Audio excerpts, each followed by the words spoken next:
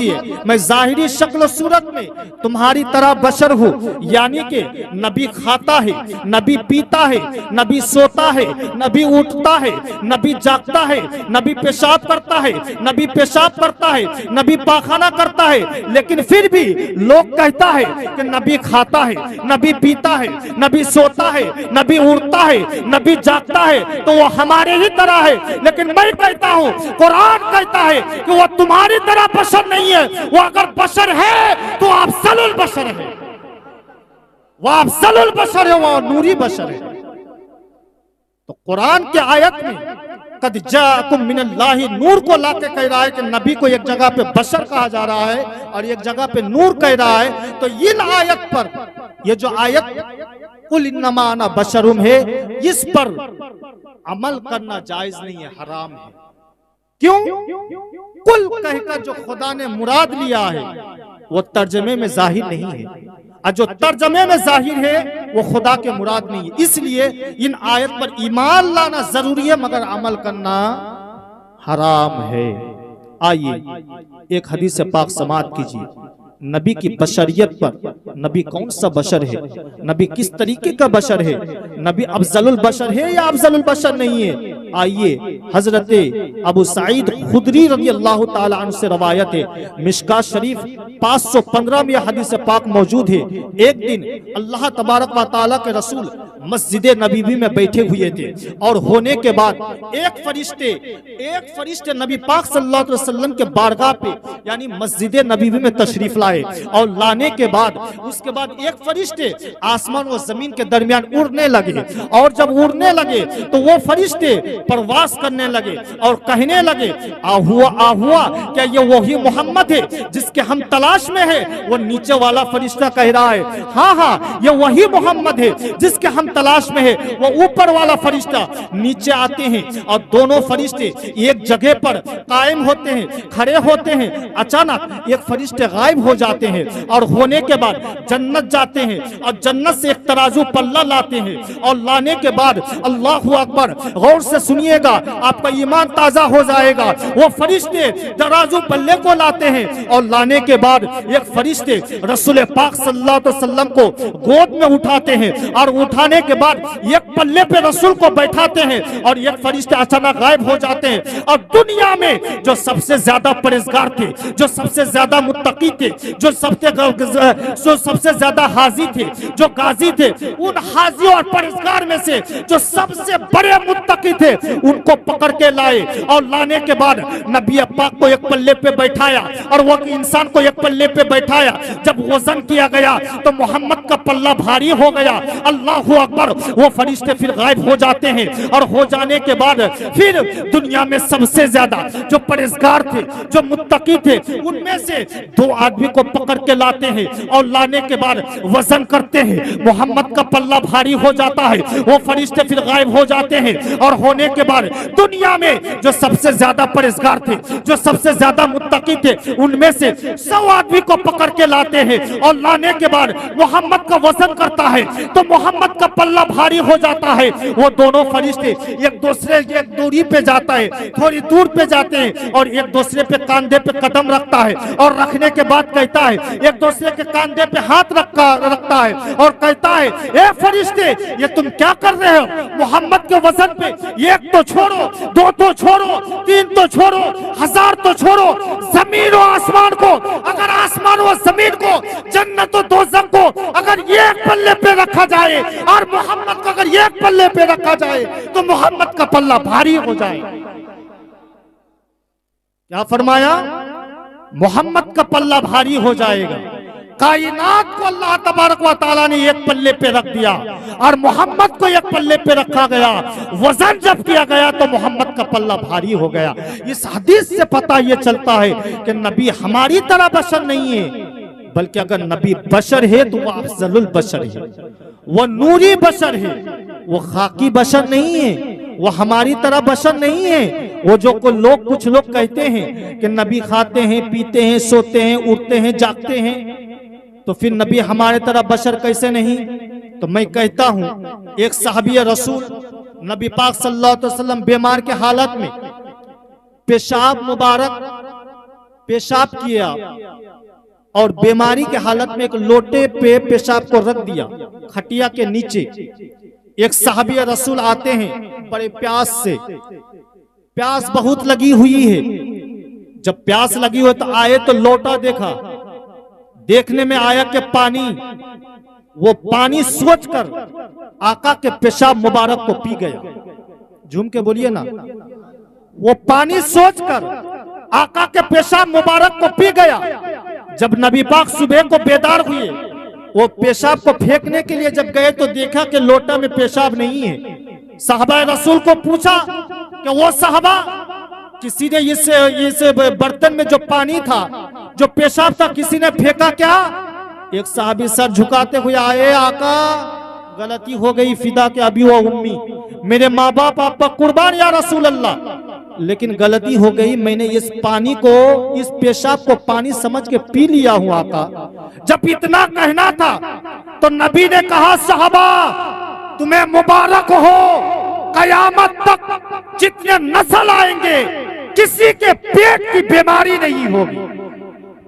नबी की पेशाब में अगर इतनी रहमत हो और अगर बरकत हो तो उनके ज़बान मुबारक के लौबे दहन का क्या आलम होगा। और जब लौबे दहन की इतने बरकत हो तो उनके पेशानी मुबारक का आलम क्या होगा। तुम किस अंदाज पे कहते हो कि नबी हमारी तरह बशर है, किस ज़बान पे कहते हो। या नबी पाक के पसीने के आलम ये था, मुश्क अंबर से ज्यादा खुशबूदार। साहबा कहते कि नबी को जब हम ढूंढने को निकलते तो ढूंढ कर नहीं पाते तो नबी के खुशबू से हम समझ जाते कि नबी इस गली से गुजर चुके हैं। नबी के पेशानी मुश्क अंबर से भी ज्यादा खुशबूदार है। आज हम कहते हैं कि नबी हमारी तरह, आज लोग कहते हैं नबी मरकर मिट्टी में मिल गए, नौजुबिल्लाहि मिन ज़ालिक, कहां का ईमान लिए हो। इसीलिए तो मेरे आका ने फरमाया है कि अगर ईमान बचाना हो तो मैं तुम में दो भारी चीजें छोड़े जा रहा हूं, एक कुरान और एक अहले बैत। एक अहले बैत और एक कुरान, अगर इन दोनों को पकड़ के रखोगे तो तुम हरगिज गुमराह नहीं होगे। अल्लाह का शुक्र है हमारे पूरे कलियचक, मालदा डिस्ट्रिक्ट, मुर्शिदाबाद, राजमहल में बहुत सारे कस्बे और गांव है कि जो अहले बैत के दामन को मजबूती से थामे। आप देख लीजिएगा हिंदुस्तान के अंदर कलियचक के मुसलमान जितने खुशनसीब है और आबादी और सुकून में है, यूपी, उत्तर प्रदेश, दिल्ली, मुंबई के मुसलमान इतने परेशान, इतने इसमें नहीं है, सुकून में नहीं है। क्यों? क्योंकि यहाँ पे सरकार मसरूर मियाँ का करम है, यहाँ सरकार दूल्हा मियाँ का करम है कि दुनिया में कहीं भी कुछ हो जाए लेकिन बंगाल के मुसलमान बच ही जाता।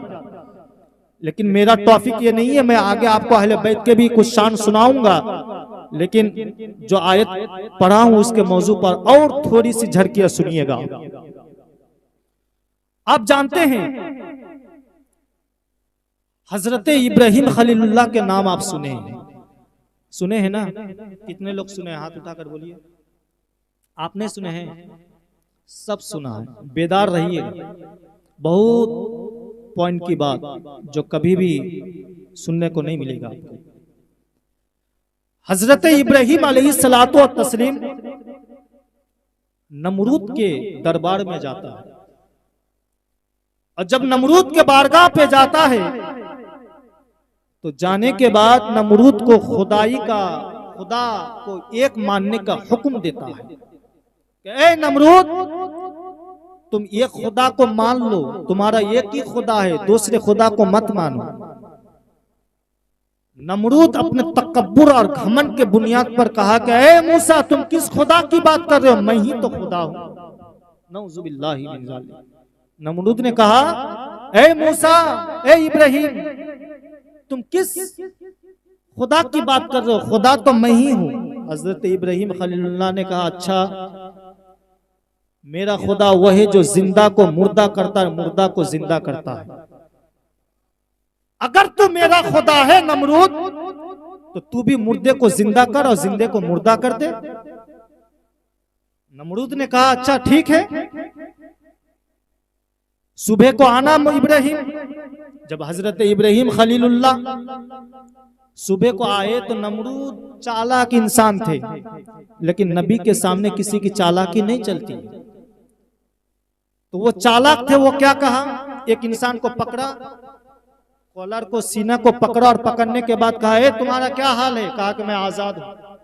कहा कि तुम आजाद हो? नमरूद ने उनके चेला को कहा कि इसे कैद में डाल दो और इसे सूली पे चढ़ा दो। नमरूद के हुक्म पाकर उसे सूली पे चढ़ा दिया गया, बेगुनाह को सजा कत्ल सुना दिया गया, कत्ल कर दिया गया। एक कैदी को पकड़ के लाया और कहा तुम्हारा क्या हाल है? कहा कि हुजूर कल तो मेरा फांसी है। कहा कि तुम आजाद हो जाओ। जब इतना किया तो नमरूद ने इब्राहिम खलीलुल्लाह को कहा, ए इब्राहिम खलीलुल्लाह, देखो मैं ही तो खुदा हूं, कल जो मरने वाला था मैं उसे जिंदा कर दिया और जो कल जिंदा होने था मैं उसे मौत दे दिया। नमरूद ने कहा, इन्नल्लाह अला कुल्लि शैइन कदीर, मेरा खुदा हर चीज पर कादिर है, तू मेरा खुदा नहीं हो सकता है।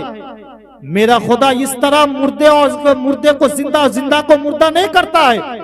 लेकिन ए नमरूद, अगर तू मेरा खुदा है तो मेरे खुदा का शान यह है कि रोजाना सूरज को पूरब से उठाता है और पश्चिम को डुबाता है। नमरूद, अगर तू मेरा खुदा है, कल सुबह को सूरज को पश्चिम से उठा और पूरब को तू डुबा दे। इतना कहना था, नमरूद हक्का बक्का रह गया और बेहोश होकर जमीन पर गिर गया। लेकिन पॉइंट की बात बहुत बारीकी जहन के साथ सुनिएगा। नमरूद के इब्राहिम खलीलुल्लाह के दलील पर गौर से सुनिएगा। इब्राहिम खलीलुल्लाह के दलील पर मेरे मोहम्मदुर रसूलुल्लाह खुदा है ना? गौर से सुनिएगा, फतवा नहीं लगेगा, अभी मैं हाजिर हूं। नमो इब्राहिम खलीलुल्लाह के दलील पर उन्होंने क्या कहा था? मेरा खुदा वो है जो पश्चिम को, मेरा खुदा वो है जो पूरब से सूरज को उठाता है और पश्चिम को डुबाता है। मैं उसे खुदा मान जाऊंगा जो पश्चिम से खुदा को डुबाया हो।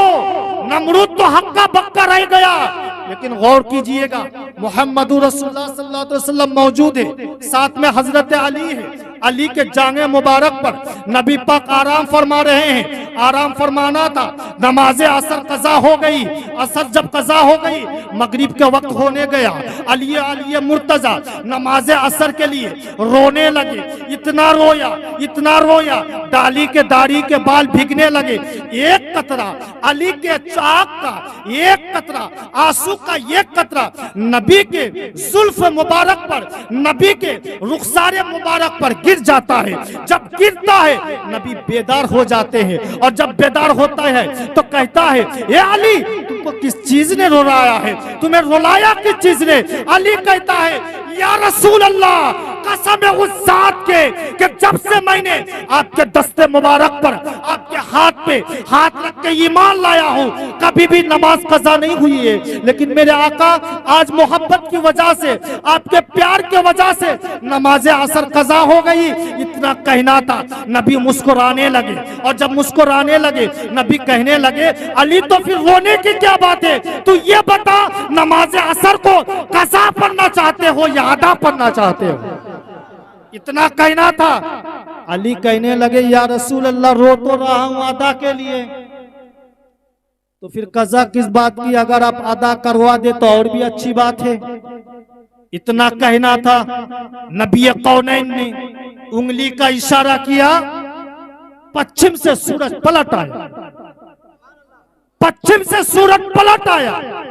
यह मोजज़ा देखकर नबी के पूरा पश्चिम से सूरज को निकलवाना, डूबा हुआ चांद को दो टुकड़ा कर देना, कंकर को कलमा पढ़वाना, दरख्त को कलमा पढ़वाना, समंदर के बीच में, दरिया के बीच में रास्ता बना देना, ये सारे मोजज़ात को देखकर कुछ लोगों ने नबी पाक को खुदा कहने पर मजबूर हो गया।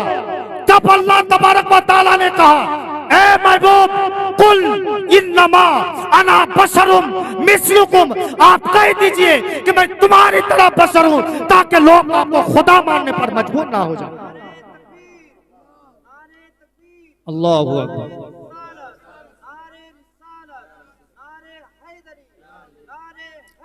या नहीं सर अल्लाह ए महबूब, ताकि लोग आपको खुदा कहने पर मजबूर ना हो जाए, इसी वजह से आप कह दीजिए कि मैं तुम्हारी तरह बशर हूं। इसीलिए तो शायर कहता है कि वो तो खुदा का नूर है, वो तो खुदा का नूर है, उसको खुदा कैसे कहूं, माना कि खुदा तो नहीं है बल्कि वो खुदा से जुदा भी नहीं है।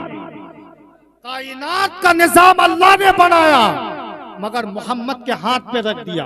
ए मोहम्मद, कायनात को जिस तरह चाहो जिधर चाहो पलटो और चलाओ।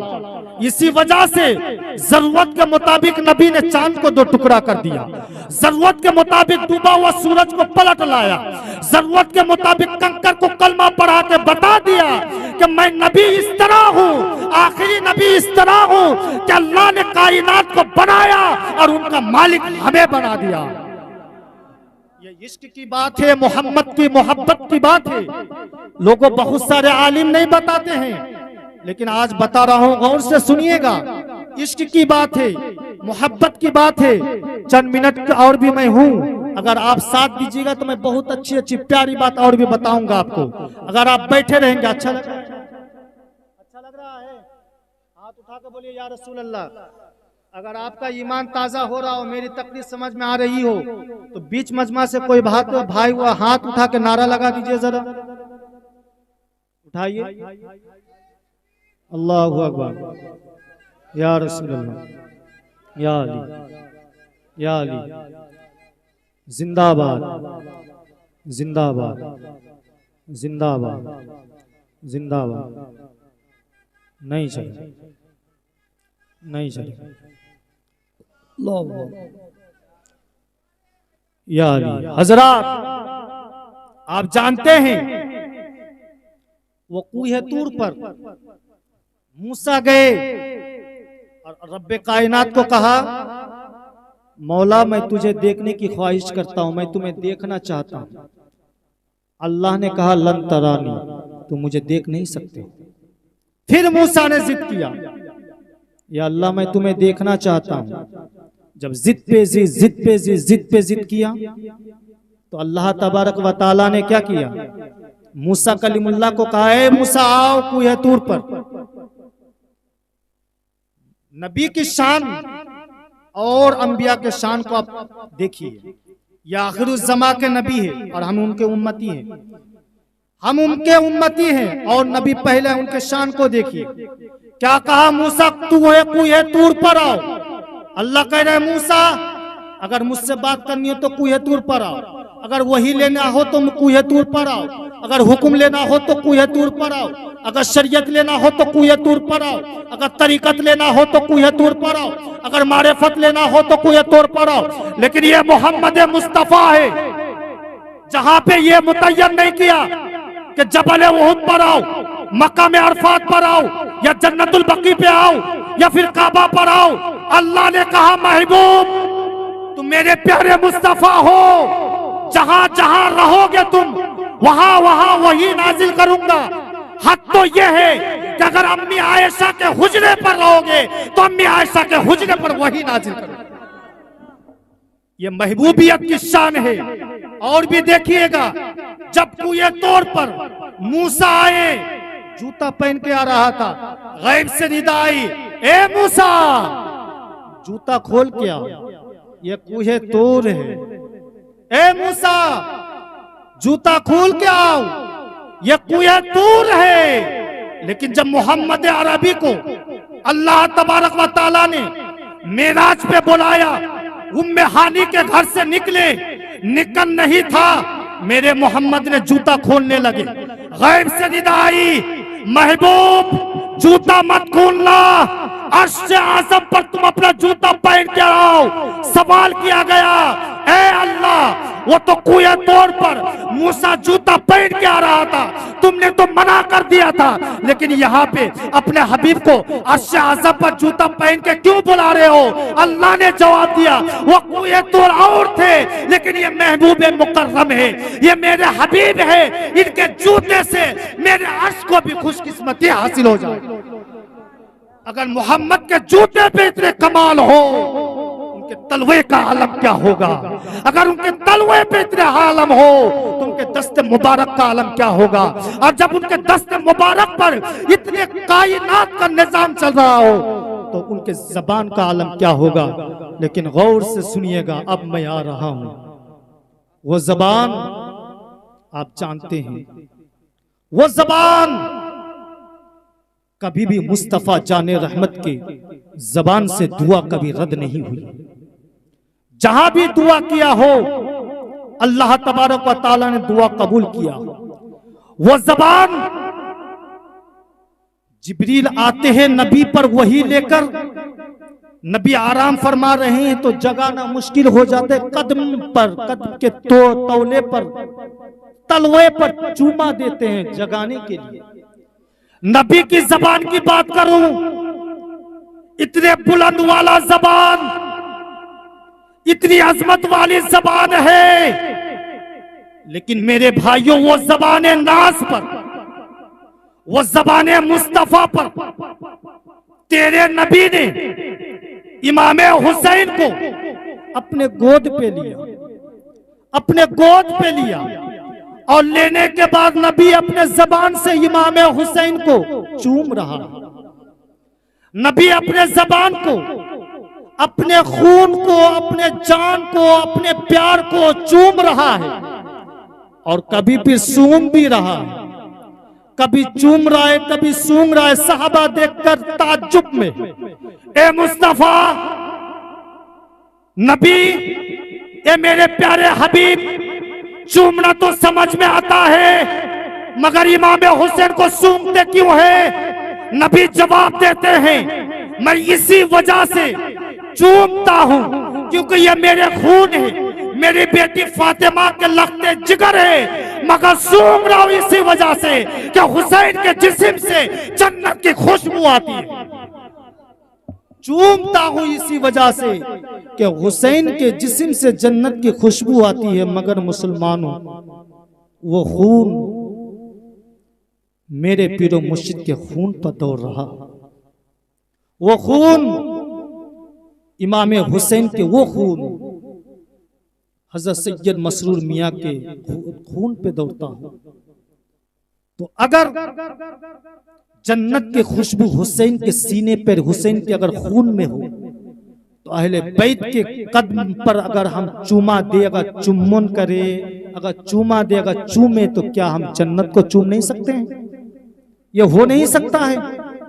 जैसे माँ बाप के तलवे को चूमना ये जन्नत को चूमना है, तो इसी तरह अहले बैत के हाथ को, पैन को चूमना, यहाँ तक के जहां कदम पड़ जाए उसको भी चूमना, दर हकीकत में जन्नत को चूमना। ये ईमान की बात है, अकीदा की बात है, फतवे की बात नहीं है, मसले की बात नहीं है। आशिक का मिजाज कुछ और होता है, शरीयत का मिजाज कुछ और होता है, यह और बात होती है अलग अलग, लेकिन फिर आशिक कहीं ना कहीं अलग बात कहीं कहीं निकल जाता है। मुसलमानों, देखिए इमाम हुसैन का मर्तबा, नबी पाक सल्लल्लाहु अलैहि वसल्लम को अगर पूछा जाए, या रसूल अल्लाह, अगर आदम अलैहिस्सलाम को पूछा जाए, ये आदम तो अल्लाह के बाद किससे मोहब्बत करता है, तो आदम जवाब देगा, मैं अल्लाह के बाद अफजलुल बशर मोहम्मद रसूलुल्लाह से मोहब्बत करता हूं। अगर नूह को पूछा जाए, नूह अलैहिस्सलाम अल्लाह के बाद तो किससे मोहब्बत करता है, नूह अलैहिस्सलाम जवाब देगा कि अल्लाह के बाद मैं रसूलुल्लाह से मोहब्बत करता हूं। 1,20,000 अंबिया किराम को अगर पूछा जाए अल्लाह के बाद तो किससे मोहब्बत करता है, तो सारे नबीयीन का जवाब यही होगा, खैरुल बशर मोहम्मद रसूलुल्लाह से मोहब्बत करता हूं। इसी तरह अगर सिद्दीक अकबर को पूछा जाए, पूछा गया ए सिद्दीक अकबर तू अल्लाह के बाद किससे मोहब्बत करता है, तो सिद्दीक अकबर का जवाब यही हुआ कि अल्लाह के बाद मैं मोहम्मद रसूलुल्लाह से मोहब्बत करता हूँ। हजरत फारूक आजम से पूछा गया ए फारूक आजम तू अल्लाह के बाद किससे मोहब्बत करते हो, फारूक आजम ने जवाब यही दिया कि अल्लाह के बाद मैं मोहम्मद रसूलुल्लाह से मोहब्बत करता हूँ। इसी तरह गौसे आजम को अगर पूछा जाए कि अल्लाह के बाद किससे मोहब्बत करते हो, तो जवाब यही देगा कि अल्लाह के बाद मैं सबसे ज्यादा रसूलुल्लाह से मोहब्बत करता हूँ। इमाम हसन करीम हजरत गौसे आजम गरीब नवाज हजरत उस्मान हारूनी मसूर मिल्लत तमाम औलिया किराम नबी दीन हजरत ख्वाजा नवाज और सारे कुतुब अक़ताब को अगर पूछा जाए कि अल्लाह के बाद किससे मोहब्बत करते हो, तो सारे नबीयीन का, सारे रसूलों का, सारे साहबा का, वली अक़ताब का एक ही जवाब होगा कि अल्लाह के बाद मैं सबसे ज्यादा मोहम्मद रसूलुल्लाह से मोहब्बत करता हूँ। लेकिन यही सवाल अगर मोहम्मद रसूलुल्लाह से पूछा जाए ए मोहम्मद रसूलुल्लाह अल्लाह के बाद आप किससे मोहब्बत करते हैं, तो उनका जवाब सुन लीजिए। उनका जवाब यह है, उन्होंने फरमाया कि मैं अल्लाह के बाद सबसे ज्यादा मेरी बेटी फातिमा और मेरे दो लख्त जिगर इमाम हसन करीमैन से मोहब्बत करता हूं। तो सबसे ज्यादा अल्लाह के बाद अगर मोहब्बत किया है रसूल ने तो इमाम हुसैन। और फिर मेरे आका ने कहा, मेरे आका ने कहा व मम माता अला आले हुब्बे मुहम्मदिन माता मोमिन। और से सुनिएगा अहले बैत के गुलामों, सैयद मसरूर मियाँ और मेरे पीर मुर्शिद सैयद मसऊद मियाँ के मानने वालों, गौर से सुनिएगा। आपके पीर इमाम हुसैन के खून से सींचा गया है, फातिमातुज़ ज़हरा के दूध से सींचा गया है, क्योंकि नबी के आल है, नबी के औलाद है। और जिनके बारे में, आपके पीर के बारे में और इमाम हुसैन अहले बैत अतहर के बारे में आका फरमा रहे हैं व मम्माता अला आले हुब्बे मुहम्मदिन माता मोमिनन। जो मेरे आल से मोहब्बत करते हुए मरेगा उसकी मौत मोमिन की मौत होगी। एक बात बोलूं, दुनिया में सबसे अगर खौफज़दा बात हो और सबसे अगर डर की बात हो, पैदाइश से लेकर मरते दम तक, तो सबसे डर की बात मौत के आखिरी हिचकी के वक्त है। आप दाढ़ी छोड़े हुए हैं, आप लंबे कुर्ता टोपी पगड़ी जुब्बा लगाए हुए हैं, लोग आपको देखकर सोच रहा है कि ईमान वाला है, परहेजगार है, ईमानदार है, हाजी है, गाजी है, नमाजी है। आप नमाज पे नमाज, नमाज पे नमाज, रोजे पे रोजे, हज पे हज, खैरात पे खैरात, ज़कात पे ज़कात देते जा रहे हैं। लेकिन अगर मौत के वक्त अगर ईमान नसीब ना हुआ, शैतान ने आपके अगर ईमान को लूट लिया, तो मालूम है ये जो सारी जिंदगी आप खैरात नमाज रोजे किए ना, सब के सब बेकार है, आप बेईमान के साथ गए। और डर की बात यह है क्योंकि सारी जिंदगी शैतान आपके पीछे लगा रहता है, नमाज पढ़ने से रोकता है, रोजा करने से रोकता है, शराब पीने की तरगीब देता है, जना करने की तरगीब दिलाता है, चोरी करने की तरगीब दिलाता है। लेकिन मौत के आखिरी हिचकी के वक्त शैतान अपने पूरे जिस्म के खून आप पर चुला देता है ताकि क्या हो, ईमान लूट ले और ये बेईमान की हालत पे जाए। लेकिन नबी फरमाते हैं व मम्माता अला आले हुब्बे मुहम्मदिन माता मोमिनन। मेरे नबी की हदीस है, मेरे नबी की दुआ है कि जो मेरे आल से मोहब्बत करेगा मरते वक्त उसकी मौत मोमिन की मौत होगी। ये मेरे नबी की गारंटी। फिर कह रहा है व मम्माता अला आले हुब्बे मुहम्मदिन माता शहीदन। नबी फरमाते हैं जो मेरे आल से मोहब्बत करते हुए मरेगा, नबी चैलेंज देता है उसकी मौत शहीद की मौत होगी। गौर से सुनिएगा क्या हो रहा है। इधर तवज्जो दीजिए, उठक बैठक ना कीजिए। पहले मैंने बताया था, बहुत पॉइंट की बात बता रहा हूँ, आप लोग उठक बैठक ना कीजिए। दुरूद पाक पढ़िए, अल्लाहुम्मा सल्ली अला सय्यिदिना मौलाना मुहम्मदिन व अला आलि मुहम्मदिन कमा तुहिब्बु व तर्दा बि अन तुसल्ली अलैहि सलातन व सलामन अलैका या रसूलल्लाह या हबीबल्लाह सल्लल्लाहु अलैहि वसल्लम। मेरी तरफ तवज्जो दीजिए।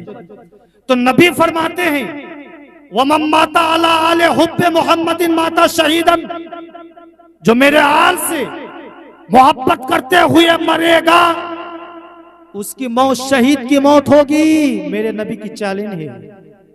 और उसके बाद कह रहा है वमन माता अला आले बुग़्ज़ मुहम्मदिन माता काफिरन, जो अहले बैत से रूह गर्दारी करते हुए मरेगा उसकी मौत कुफर की मौत होगी, काफिर की मौत होगी। अहले बैत के दामन को कोई मजबूती से थाम ले, कुरान को अगर मजबूती से थाम ले, शरीयत मुतहरा पर अमल कर ले, रसूल पाक के चैलेंज है, शैतान उसे बहका नहीं सकेगा। उसकी मौत ईमान की मौत होगी, उसकी मौत शहीद की मौत होगी। लेकिन जिसने कुरान को छोड़ा या अहले बैत को छोड़ा हो, नमाज पे नमाज, रोजे पे रोजा, माँ बाप के खिदमत पे खिदमत, मेरे रसूल की गारंटी है उसकी मौत मोमिन की मौत नहीं हो सकती। क्योंकि मेरे आका ने पहले ही कहा इन्नी तारिकुम फीकुम मुस्तक़लैन अव्वल किताबुल्लाह व इत्रती अहली बैत, कि मैं तुम में दो भारी चीजें छोड़े जा रहा हूं, एक अल्लाह की किताब और दूसरी मेरी आल की इतरत है, मोहब्बत है। अगर इन दोनों को तुम पकड़ कर रखोगे तो कभी भी गुमराही नहीं आएगी, तुम पर आँच नहीं आएगी। यहां तक के ये दोनों हौजे कौसर पर मेरे पास जाएगा और गवाही पेश करेगा कि फला इंसान ने या रसूल अल्लाह, कुरान कहेगा या रसूल अल्लाह ये मुझ पर अमल किया था, मुझे माना था। एक तरफ से अहले बैत कहेगा या रसूल अल्लाह ये मुझसे मोहब्बत किया था, ये मुझसे रूकरदारी नहीं किया था, बुग़्ज़ नहीं रखा था, मेरे आका बख्श दीजिए। इतना कहना था कि मेरे आका ने हाथ उठा देंगे बख्शिश के लिए और आपके बख्शिश हो जाए। जहां जहां तक हो सके अहले बैत से जानो दिल लगा के प्यार और मोहब्बत करें और कुरान को मजबूती से थामे, शरीयत मुतहरा पर अमल करे, नमाजों रोजा हज ज़कात की पाबंदी करे, तो मेरी गारंटी है अगर आप इतना कर लेंगे तो आपके ईमान की सही सलामत हो जाएगा, आपके ईमान की हिफाजत हो जाएगी।